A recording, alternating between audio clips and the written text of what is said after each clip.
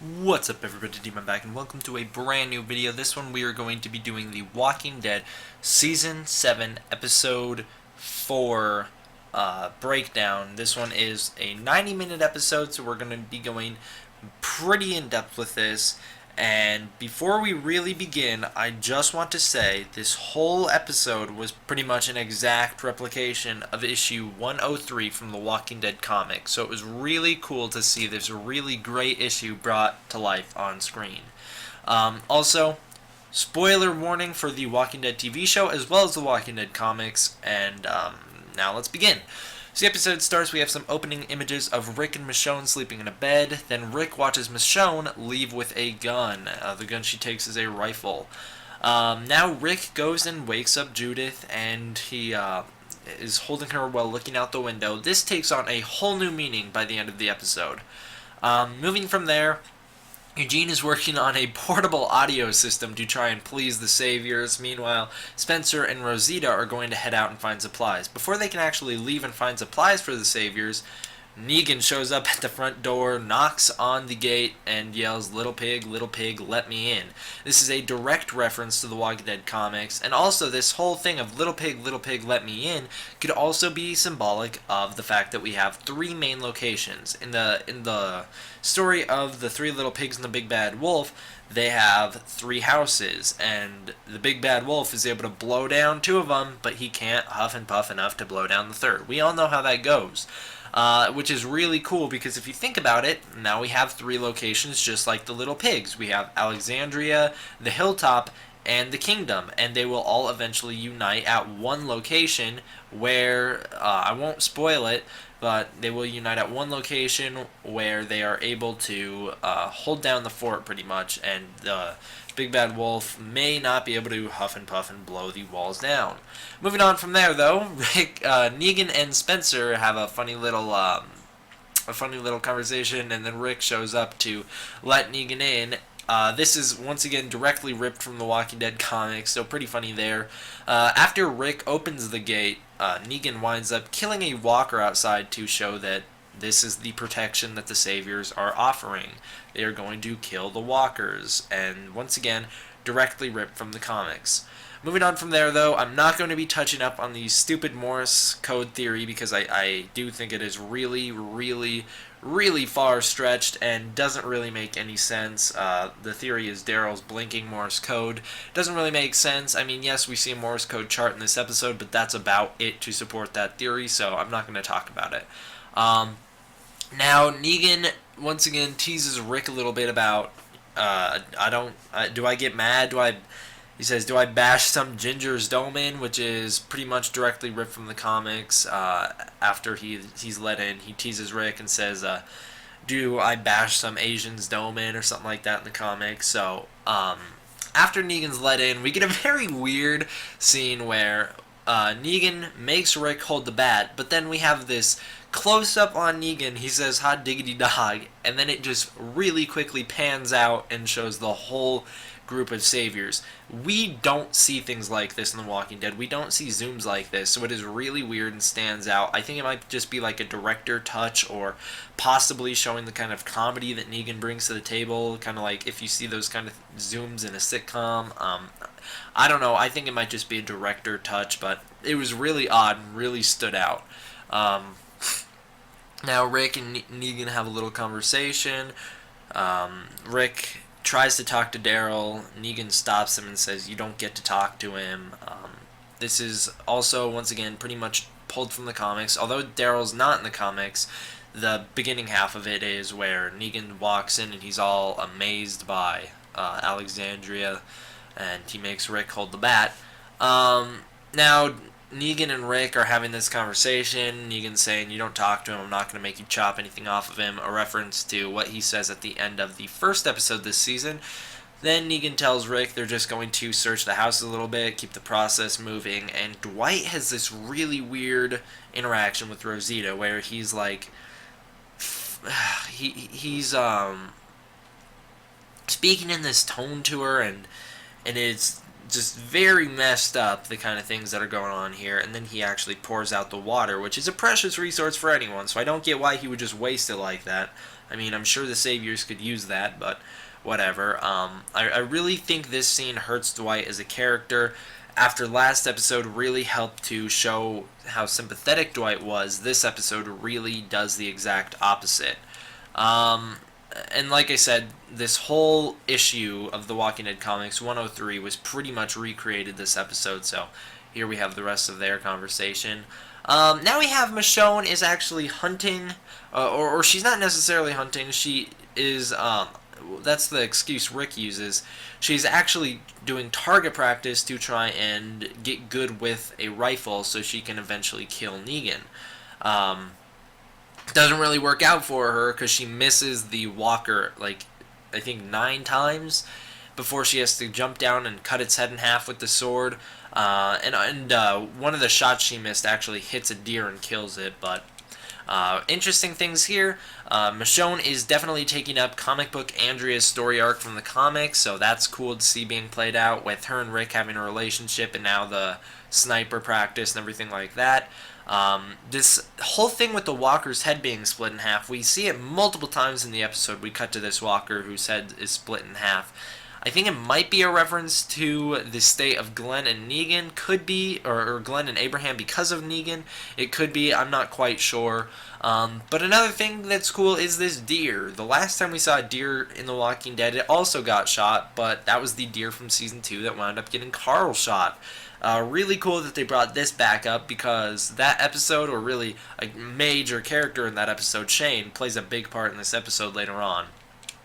Moving on from there, Negan just teasing Rick a little cooperation tickles my balls. And then Negan actually drinks, if you can see there, Negan drinks the Orange Crush soda that Denise tried so hard to get for Tara. And he takes, I think, like 1 or 2 sips of it and then throws it to the side, which makes Denise's death completely meaningless. The whole thing that she was trying to do when she died was get the Orange Crush for Tara, and now Negan drank it and threw it away. So her story arc is pretty much wrapped up right here in a meaningless way. And also, I think this might confirm that whole stupid Orange Crush theory. I know I say it's stupid, but like I said, it might confirm it here. The fact that they bring it back up, the fact that Orange Crush, the soda, was showed right before Denise died. Denise had Abraham's comic death, Orange Crush. Abraham's hair is reddish orange, and his head's going to get crushed, which happened. So maybe this was them saying, yes, you guys were right, it was a thing. From there, we get a really cool scene of Negan seeing the videotape of Rick from Season 5. The I've killed people, don't even know how many by now tape. Really cool. Negan even says, I would not have messed with that guy, but that's not you anymore. And then he films Rick, again, that way it's shown that Rick is a changed man now. Rick is broken. Now, Negan starts to really anger Rick when he brings up Maggie, and as you guys can see here, Rick winds up gripping the baseball bat Lucille a lot harder, and they do this multiple times to tease the fact that Rick still has defiance in him. Before Negan can finish basically taunting Rick about Maggie, Father Gabriel shows up and interrupts in the most hilarious scene of the episode, where Father Gabriel walks up and scares Negan. Negan yells at him and comments on how creepy his smile is and how just freaky he is, and so it's pretty funny. Then they take Negan to this graveyard where they claim Maggie has died. I mean, it is a cool scene. They're tricking Negan, and that way he thinks she's dead. As you guys can see here, though, Gabriel gives Rick a very distinct look in the bottom left-hand corner. Maybe this is because the grave he dug for Maggie is filled with guns. As we find out later in the episode, the guns are all stolen from the Alexandrians by the Savior, so maybe this is where their stockpile is currently, the rest of their stockpile. Now we have another comic book scene play out on screen where Carl confronts Negan's men.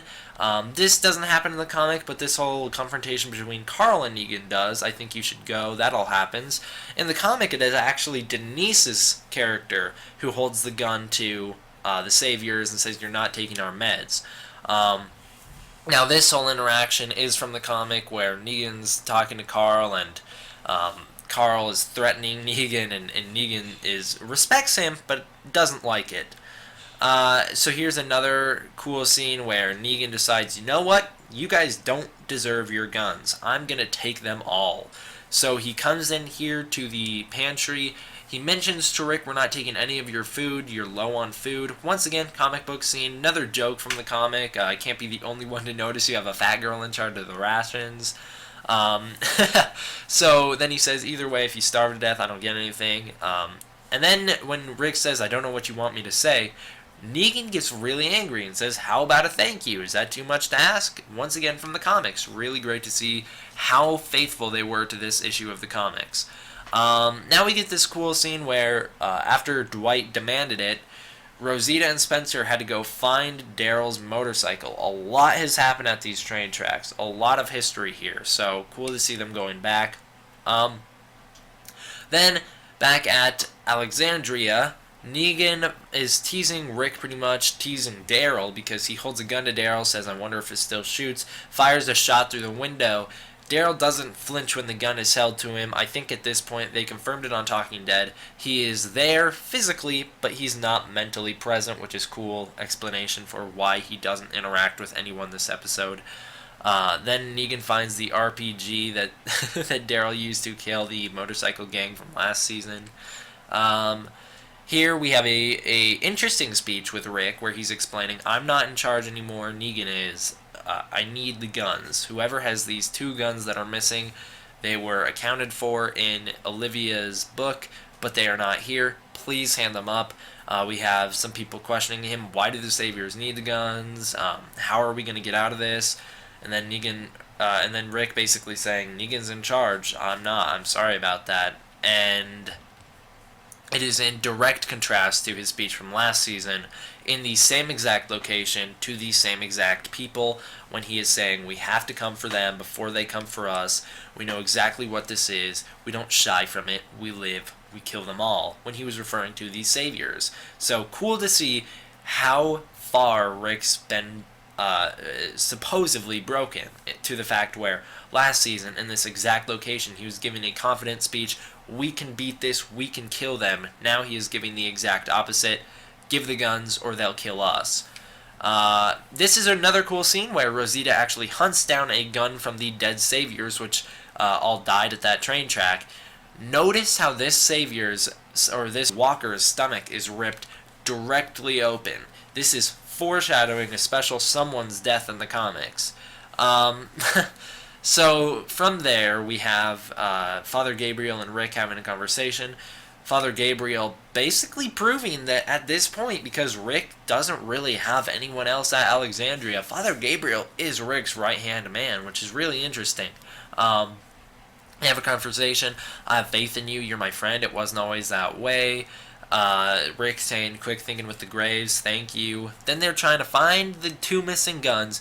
Rick knows Spencer has them. Rick knows he does, because Spencer has stolen stuff before back in Season 6. Then Rick steps on something that creaks. He looks down into the vent and actually finds a whole bunch of stuff. He finds some food, some liquor, and the guns. This is probably a reference to the fact that Rick used to be a police officer, so he's had to do detective work before. From here, we have this really gross scene where one of the Saviors is taunting. He's coming on to Enid, and he's rubbing her face and being very, very rapey with her. And although this whole interaction is cool because it's a reference to why Enid wants to keep the balloons is because of Glenn and the green balloons from last season, she just wants to remember him. It is also cool because it is setting up a really sweet moment in the comics where we see Negan still has humanity.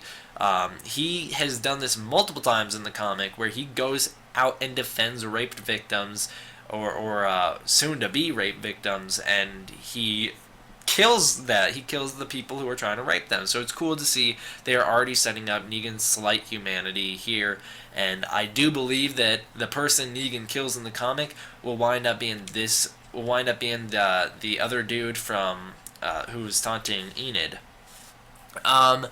So from here, we just get Rick handing over the final 2 guns to Negan. Then Negan starting to head out. They actually see Michonne. Rick and Negan have this little conversation. Rick lets Negan, or Negan lets Rick go talk to Michonne. When Rick is in there, he's explaining to her, I need to take that rifle. I need to give it to them. They'll kill us. He says, I'm not losing anyone else. So he's really... I mean, if you read the comics, and we'll talk about this a little bit later, you know Rick is not 100% on board with Negan, but he's really selling it to the Alexandrians that he is, because he knows they can't know, otherwise it won't work. So here they come inside, they hand over the gun. Negan says, this is something to build a relationship on, good for you, reading the room, getting the message, you are special. Then Rick asks, now that we know how to follow your rules, could we please have Daryl? Negan says no at first, then changes his mind and says maybe if Daryl can plead his case. Daryl stays silent, and Negan says you tried. Now, Daryl stays silent for multiple reasons. Once again, at the start I said he is not mentally present. Now, he is doing this because he knows Negan's not going to let him stay anyways, and he's not going to bend a knee to him. And also, another connection to Merle. Not going to beg, not begging you, but we all know how that turned out for Merle. So, maybe Daryl will have the same fate. Now Negan says, try harder out there, earn for me. You better have something interesting or we're going to kill you. No more magic guns. I don't know what he means by something interesting, so...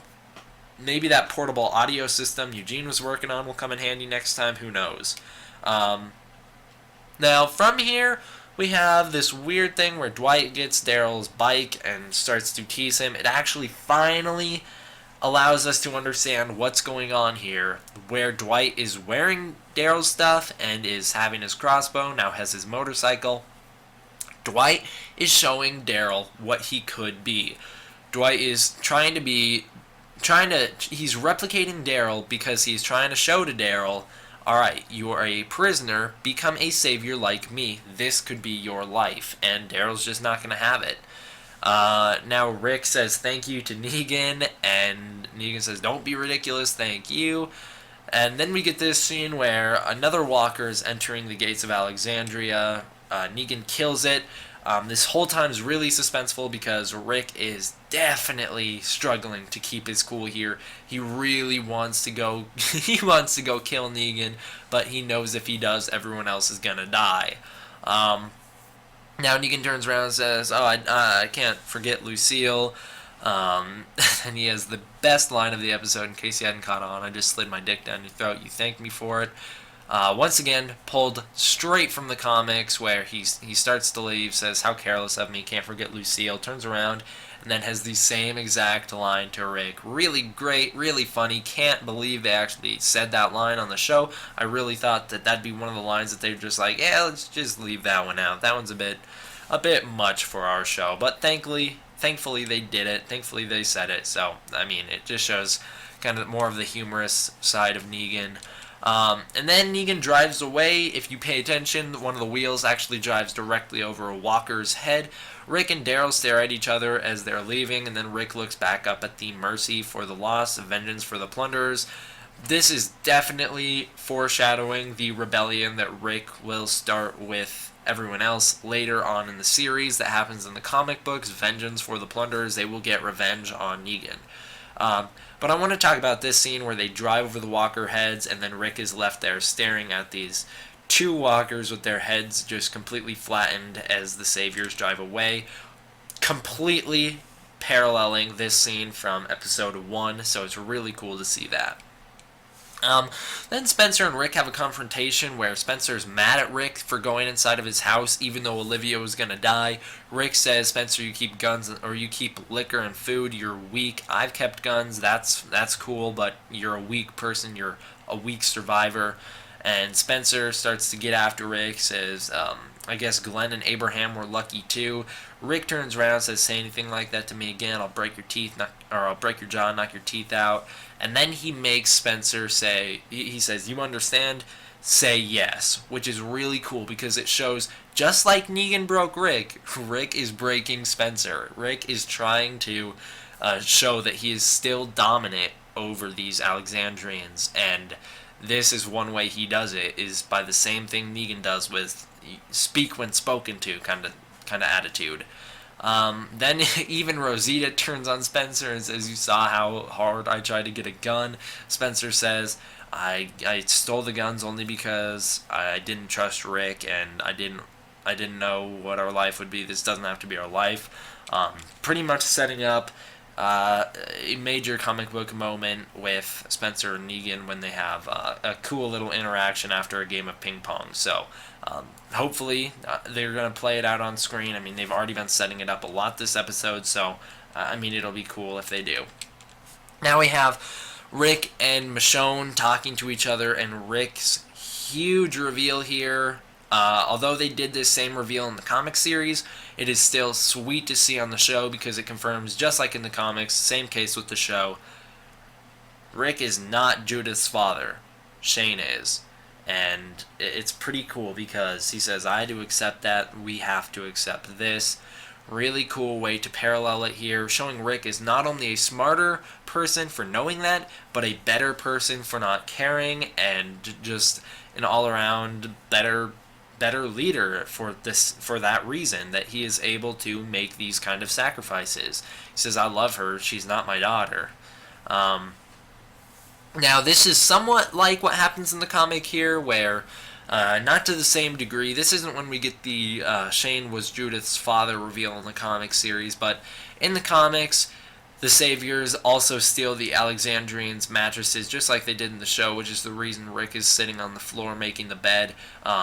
And also this whole confrontation where Andrea, Rick's love interest in the comic, is opposed to Rick bending a knee to Negan, and she's actually, in the comic series, goes as far as to pack her bags and start to leave the house. And Rick breaks another revelation in the comics to her, a different one though. This is also paralleled with the tension that Michonne and Rick have in this scene before Rick does this reveal. In the comic series, the big revelation that Rick lays on Andrea is, "I'm not bending a knee to Negan. I am making everyone else bend a knee to Negan. That way they'll be clueless to the fact that I'm going to plot this rebellion." So that it's pretty cool, and I think that the same sort of thing is happening in the show. I don't think Rick is actually giving way to Negan. I think that in the show, just like in the comic, he's trying to get everyone else to bend a knee to Negan.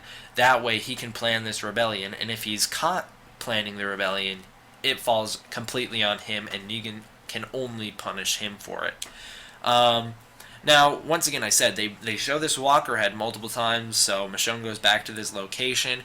She smells smoke, or hears it. I don't really know. They don't make it clear. I'm assuming she would have smelt it because she was sitting facing away from it.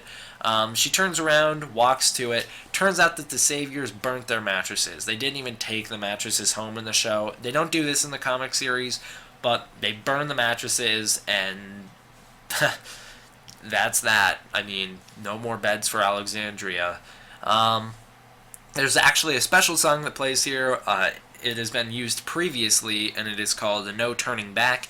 It has inspired me to do a video in the upcoming, some point, sooner than later, to do a video called "The Meaning Behind No Turning Back," because it plays at really big moments, or right before really big moments. So it is cool to hear it played here, because now we know something big is on the horizon. The final scene of the episode, after Negan shot the gun earlier in the episode, the bullet shell fell on the ground. Rosita actually goes, picks it up, brings it to Eugene, because now she has that empty gun that she got from the Savior's dead body. She says, "Make me a bullet."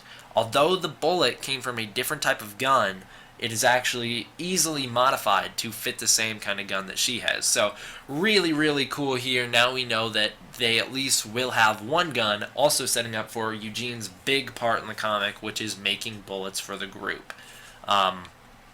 Overall, I'd give this episode a 9 out of 10. It was a really good episode. I loved seeing the comic brought to life onto the show. Like I said, it was a pretty deep episode, a lot of comic parallels, so it was really cool. Thank you guys all for watching. I hope you enjoyed. D-Man out.